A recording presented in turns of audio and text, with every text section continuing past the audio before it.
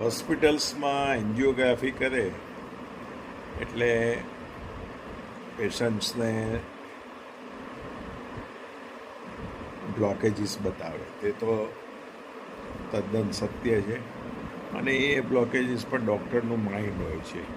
એમાં કોઈ અલ્ટ્રાસાઉન્ડ નથી નાખતા કે અંદરથી પ્રિન્ટ આવે ટકાવારીની કે 90, 99, 100, 80 એવી કોઈ પ્રિન્ટ નથી આવતી. તેમજ ઇન્ફ્લેમેશન પણ એન્જિયોગ્રાફીમાં ખબર ના પડે, સોજો આર્ટરીમાં કે જે હાર્ટ એટેક લાવે. એટલે એન્જિયોગ્રાફી એક પ્રિલિમિનરી ડાયગ્નોસ્ટિક ટૂલ ગણાય, અથવા તો ઇમરજન્સીનો ગોલ્ડન અવર હોય.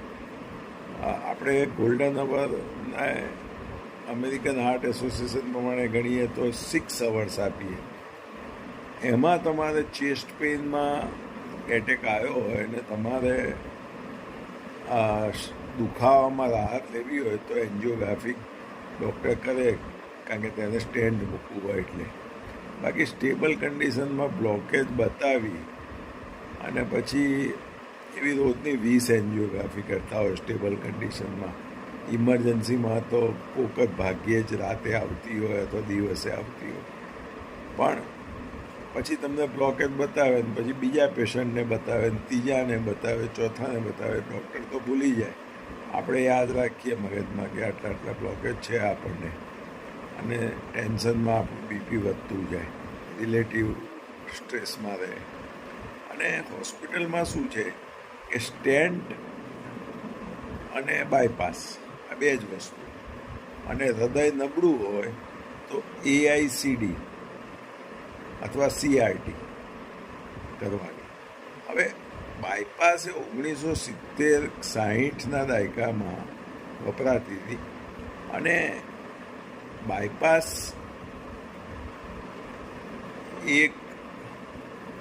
એને કોઈ એની સ્ટડી થયેલી છે રિવાસ્ક્યુલરાઇઝેશનમાં, પણ બાયપાસ કોઈ હૃદયનું પમ્પિંગ નથી વધારતી. તે ફક્ત લોહીનો પ્રવાહ ડાયવર્ટ કરે છે નળી બ્લોકની ઉપર ને બ્લોકની નીચે સાંધો મારવાથી. બ્લોકને તો દૂર કરતી નથી. એટલે બાયપાસ એક જૂનું ઇન્વેન્શન છે. એ પછી બલૂન આવ્યું, સ્ટેન્ટ આવ્યું, પણ એ પછી ભરાવા લાગ્યા, સ્ટેન્ટ બ્લોકેજ થવા લાગ્યા, સ્ટેન્ટ થ્રોમ્બોસિસ થવા લાગ્યા, દવાઓ પેશન્ટ ના લેતો. એ પછી ઇન્વેન્શન આવ્યું enhanced external cardiac counter pulsation treatment. પણ હોસ્પિટલ્સમાં કેવું છે કે તે લોકો ફક્ત ઇન્વેઝનનું ભણેલા હોય એટલે ટોટલી બાયસ EECP ટ્રીટમેન્ટ માટે હોય છે. EECP ટ્રીટમેન્ટ ખૂબ જ સાયન્ટિફિક છે, તે તેમને ખબર છે. FDA એમને એપ્રૂવ ના કરે. FDA એપ્રુવડવાળી દવાઓ તે લખે છે, પણ FDA એપ્રુવવાળી EECP ટ્રીટમેન્ટ તે લોકો એક જાતનું બાયસનેસ રાખે છે. Because it is a matter of bread and butter. It is a matter of money. Normally પેશન્ટને મેસિવ હાર્ટ એટેક આવે એટલે હાર્ટ વીક પડી જાય. હવે ખરેખર વીક હાર્ટમાં એન્જિયોગ્રાફી કરવી જ ના જોઈએ સ્ટેબલ કન્ડિશનમાં. ઇમરજન્સી હોય, એટેક આવ્યો હોય અને તમે ગોલ્ડન અવર્સમાં કરો 6 કલાકમાં તો ઇટ ઇઝ ઓકે.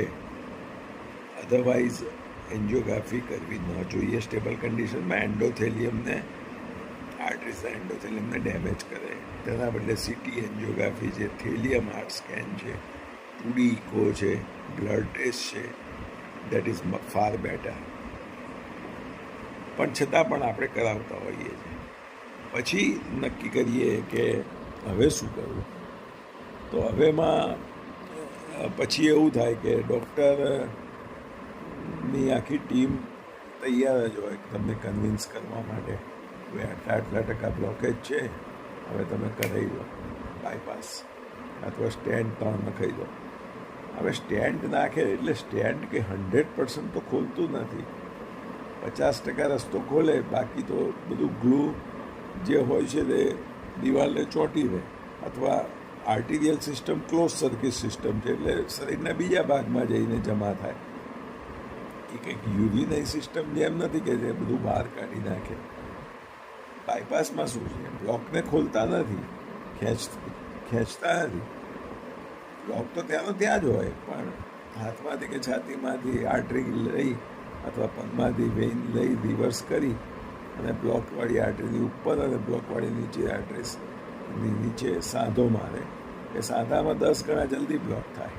ઇટાલીના ડૉક્ટર ટુટુએ આ કહેલું આજથી 20 વર્ષ પહેલાં.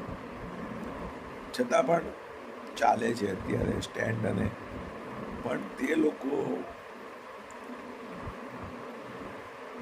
કેટલા પેશન્ટો હોસ્પિટલમાં સકંબ થઈ જાય છે તે કોઈ રેકોર્ડ બહાર નથી આવતો. ખરેખર તો સાહેબ ગવર્મેન્ટે પ્રાઇવેટ હોસ્પિટલના ડેથના રેકોર્ડ્સ બહાર કાઢવા જોઈએ, હાર્ટ ડિસીઝ રિલેટેડ. અને તે લોકો ECP પદ્ધતિનું સાયન્સ બહુ ડીપ છે, તે એમને ખ્યાલ છે, પરંતુ તે ભણ્યા નથી હોતા, એનું સર્ટિફિકેશન નથી હોતું, એનું ટ્રેનિંગ નથી હોતી, એટલે એ લોકો એને ડિનાઉન્સ કરે કે ભાઈ ના, એના બદલે તો તમે આ જ બાયપાસ કરી લો. પણ ECP is better than bypass surgery, stenting. Intensive medical treatment અને ECP ટ્રીટમેન્ટ અને detox treatment and heart healthy nutrition treatment, આ તમે લો એટલે તમારે બ્લોકેજ પણ ખુલે, નેચરલ બાયપાસ થાય અને હાર્ટનું પમ્પિંગ વધે. મેઇન વસ્તુ એ છે. તમારું હાર્ટનું પમ્પિંગ બાયપાસ કે સ્ટેન્ટથી વધવાનું નથી, તે તો ઘટવાનું છે. તો ECP એક જ પદ્ધતિ એક છે કે જે FDA દ્વારા એપ્રુવ છે, કે જે હાર્ટનું પમ્પિંગ ઓથેન્ટિક વધારે. અને અમે લોકો તમને ઓથેન્ટિક રિપોર્ટ્સ આપીએ કે આ પેશન્ટોના, હજારો પેશન્ટોના પમ્પિંગ વધે છે. હવે અત્યારે અમારી પાસે 15% લેફ્ટ વેન્ટ્રિક્યુલર ઇજેક્શન ફ્રેક્શનવાળા પેશન્ટ છે. તેમને સાહેબ કહું કે તમે પેસમેકર મુકાવો, AICD. હવે AICDમાં શું થાય કે સબક્લેવિયન વેઇન દ્વારા કેથેટર નાખે વેન્ટ્રિકલમાં, એટલે જ્યારે વેન્ટ્રિકલ અનિયમિત થાય એટલે ધબકારાને ત્યાંથી કરંટ છૂટે, એટલે ધબકારા નિયમિત કરે. બસ, તે હાર્ટનું પમ્પિંગ નથી વધારતા, એટલે રોગ નથી વધારતા, ખાલી એક સાંધો, એક મોમેન્ટરી રચના કરી. પણ ECP સાહેબ હાર્ટ ટ્રાન્સપ્લાન્ટના પેશન્ટોને અમે પમ્પિંગ વધારીને હાર્ટ ટ્રાન્સપ્લાન્ટમાંથી બચાવ્યા છે. અત્યારે અમારી પાસે 15% પમ્પિંગવાળા પેશન્ટો ટ્રીટમેન્ટ લઈ રહ્યા છે કે જેમને AICD મૂકવાનું કહ્યું છે, કારણ કે બાયપાસ એન્જિયોપ્લાસ્ટી તો કરે નહીં આ લોકો. આજે સક્સેસફુલી લઈ રહ્યા છે. અને 30-35% પમ્પિંગવાળા પેશન્ટોનું તો બાય ગ્રેસ ઓફ ગોડ અમારા પ્રોટોકોલ્સથી 55-60% પમ્પિંગ નોર્મલ થઈ જાય છે અને તેમના બધા સિમ્ટમ્સ સબસાઇડ થઈ જાય છે. મેડિસિન લેવી પડે, રિવાસ્ક્યુલરાઇઝેશન પ્રોસેસ કહેવાય આ બધી. બાયપાસને સ્ટેન્ટ એ સર્જિકલ રિવાસ્ક્યુલરાઇઝેશન, ECP એ નોન સર્જિકલ રિવાસ્ક્યુલરાઇઝેશન. મેડિસિન લેવી પડે પણ ઓછી થઈ જાય, પ્લસ ડાયાબિટીસની દવાઓ ઓછી થઈ જાય, ઇન્સ્યુલિનનું પ્રમાણ ઓછું થઈ જાય, તેમજ કિડની ફંક્શનમાં ઇમ્પ્રૂવ થાય, રિનલ આર્ટરીમાં બ્લડ ફ્લો વધે, ગ્લોમેરુલર પરફ્યુઝન પ્રેશર વધે. અને હમણાં તો ઇન્વેન્શન એવું આવ્યું છે કે ઇસ્કેમિક સ્ટ્રોક લખવામાં કોગ્નિટિવ ફંક્શન સુધરે, મસલ મુવમેન્ટ સુધરે, ટોન પાવર સુધરે, એટલે હોલ બોડીના સર્ક્યુલેશનમાં બેનિફિટ થાય, વાઇટાલિટી ઇમ્પ્રૂવ થાય. પણ આ લોકો હોસ્પિટલવાળા ECPને પ્રમોટ નથી કરતા, બિકોઝ એમનો બિઝનેસ ઠપ થઈ જાય, સ્લો થઈ જાય. અને બીજું ECPમાં શું થયું છે કે જેમ બાયપાસ સર્જનમાં અમુક જ સર્જન પાસે ટેકનિક એવી સારો હેન્ડ હોય કે જેનો ગ્રાફ્ટ સરસ થતો હોય તો તેની બાયપાસ સર્જરી લાંબે સુધી ચાલે, 10 વર્ષ ચાલે, 15 વર્ષ ચાલે. જ્યારે અમુક ડૉક્ટરો બાયપાસ સર્જરી કરે તો પેશન્ટ ઓન ટેબલ કોલેપ્સ થઈ જાય અથવા 1-2 વર્ષમાં એને ફરી સ્ટેન્ટ મુકાવવા પડે. એટલે ટેકનિક ઉપર આધાર છે. ECPમાં પણ એવું છે, પણ ECPમાં શું છે કે મશીનો આવે છે. હવે મશીનની સ્પેશિયલ ટ્રેનિંગ હોય છે, સર્ટિફિકેશન હોય છે, એની ઇન્ટરનેશનલ બોડી છે. પરંતુ અત્યારે હેફાઝાર્ડ દિલ્હીના અમુક ડૉક્ટરો ફ્રેન્ચાઇઝીઓ આપે છે નોન મેડિકલ પર્સન્સને, અને હેફાઝાર્ડ ECP સેન્ટર્સ ખુલી ગયા છે. અને તે લોકો પછી પોડકાસ્ટને જે વિડીયો એડિટિંગ કરાવીને એડવર્ટાઇઝ કરે એટલે લોકો તેમના તરફ ખેંચાય અને પેઇડ રિવ્યૂ વધારી દે. પરંતુ ઓથેન્ટિક ECP ડૉક્ટર્સ કે જે સર્ટિફાઈડ છે, તમારી ECP ડૉક્ટર્સનું સર્ટિફિકેટ ECP ટ્રેનિંગનું ગ્રાઉન્ડ લેવલનું ટ્રેનિંગનું સર્ટિફિકેટ જોવું જોઈએ. અને એ સર્ટિફાઈડ ડૉક્ટર પાસે તમે ECP લો તો સાહેબ અમે તો ગેરંટેડ રિઝલ્ટ આપીએ છીએ કે પેશન્ટ્સને હાર્ટ પમ્પિંગ વધે છે અને સર્જરીમાંથી મુક્ત થાય છે અને કિડની ફંક્શન ઇમ્પ્રૂવ થાય, સેરિબ્રલ ફંક્શન ઇમ્પ્રૂવ થાય અને ડાયાબિટીસમાં પણ બેનિફિટ થાય. એટલે ECP એ હાર્ટ ફેલિયર માટે તો વેરી ડીપ સાયન્ટિફિક પ્રોસિજર છે, પણ તે ટ્રેન ડૉક્ટર પાસે લેવો તો otherwise it can be a mess, it can not give result.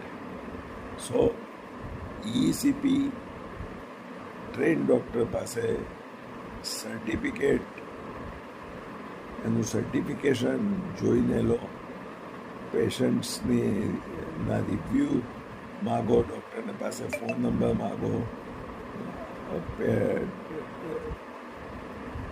ડૉક્ટરનો experience, ડૉક્ટરની ઓથેન્ટિસિટી વગેરે ચેક કરીને ECP લો તો તમને જબરજસ્ત રિઝલ્ટ મળશે ECPમાં. કારણ કે એક બાજુ હોસ્પિટલ ફિલ્ડ બાયસ હોય છે બાયપાસ સર્જરી સ્ટેન્ટવાળા ECP માટે, પણ ECPમાં પણ ઓથેન્ટિક ECP આપનારા સેન્ટરો બહુ ઓછા હોય છે. એટલા માટે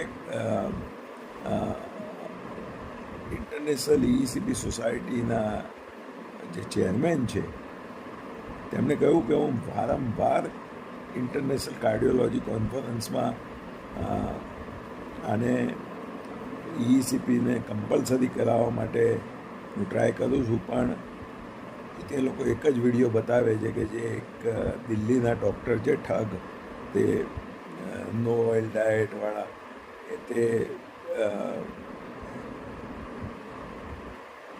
વિધાઉટ પ્રેશર ECP મશીન ચાલુ કરીને એવો કંઈક વિડીયો બતાવે છે અને ઇન્ટરનેશનલ કાર્ડિયોલોજી કોન્ફરન્સમાં એ લોકો એને એટલા માટે એને સમજી નથી શકતા. માટે ECP આજે એટલી બધી વાઇડ સ્પ્રેડ છે ઓલ ઓવર વર્લ્ડમાં કે જે બાયપાસ અને એન્જિયોપ્લાસ્ટીનું સ્થાન એને લઈ લીધું છે.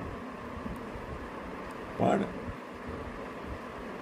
હંમેશા તુતારાથી સાવધાન રહેવું કોઈ પણ બિઝનેસ હોય, એમ મેડિકલ ફિલ્ડમાં પણ આ ધ્યાન રાખવું જરૂરી છે કે ફ્રોડથી હંમેશા ચેતતા રહેવું. નમસ્કાર.